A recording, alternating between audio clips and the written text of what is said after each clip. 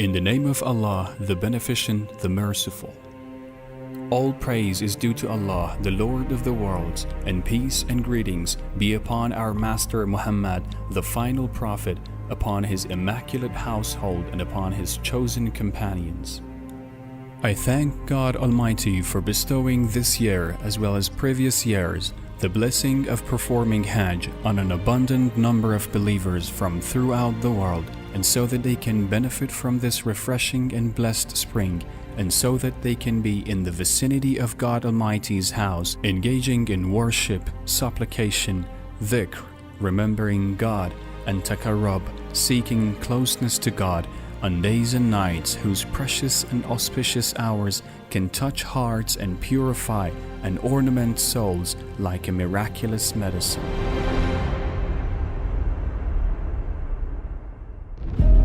Hajj is a mystifying act of worship, a holy dwelling, a position full of divine blessings, and an embodiment of Allah the Exalted's sign and symbols.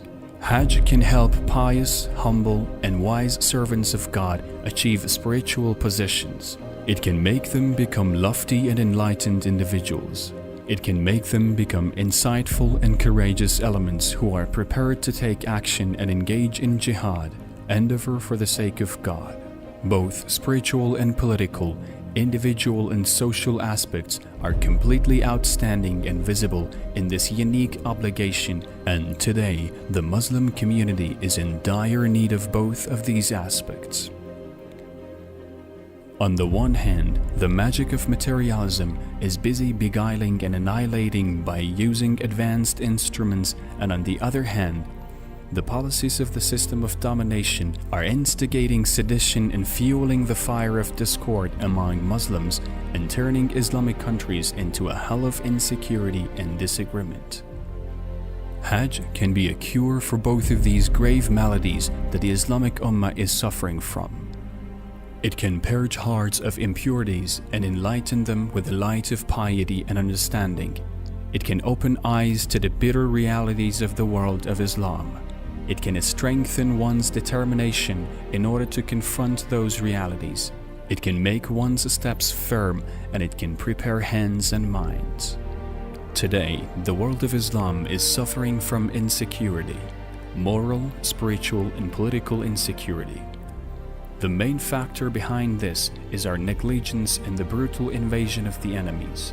We Muslims have not carried out our religious and our rational duties in the face of the invasion of the vicious enemy. We forgot to be both strong against unbelievers and compassionate among one another.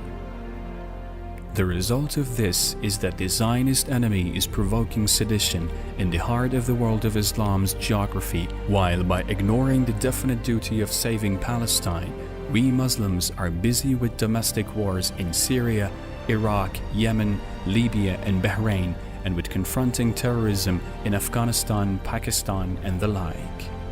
The heads of Islamic countries and political, religious, and cultural personalities in the world of Islam have heavy responsibilities on their shoulders. The responsibility of creating unity and preventing everyone from tribal and denominational conflicts, the responsibility of informing nations of the enemy's methods and the treachery of arrogance and Zionism, the responsibility of equipping everyone for the purpose of confronting the enemy in the various arenas of hard and soft wars, the responsibility of urgently preventing catastrophic incidents in Islamic countries.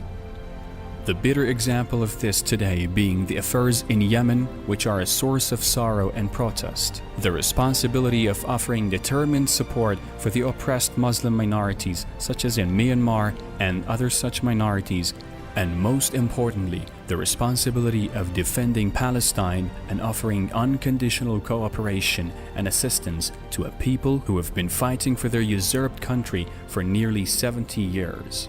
These are important responsibilities which fall on our shoulders. Nations should demand these from their governments, and outstanding personalities should try to achieve them with firm determination and pure intentions. These tasks are the complete embodiment of helping God's religion, which will definitely be followed by divine assistance on the basis of God's promise. These are the lessons of Hajj, and I hope that we can understand and act on them. I ask God to accept your Hajj. I would like to commemorate the martyrs of Mina and Masjid al-Haram, and I ask God the Beneficent and the Generous to raise their positions. Greetings be upon you and Allah's mercy. Sayyid Ali Khamenei. Dhul Hijjah 7th, 1438. August 29th, 2017.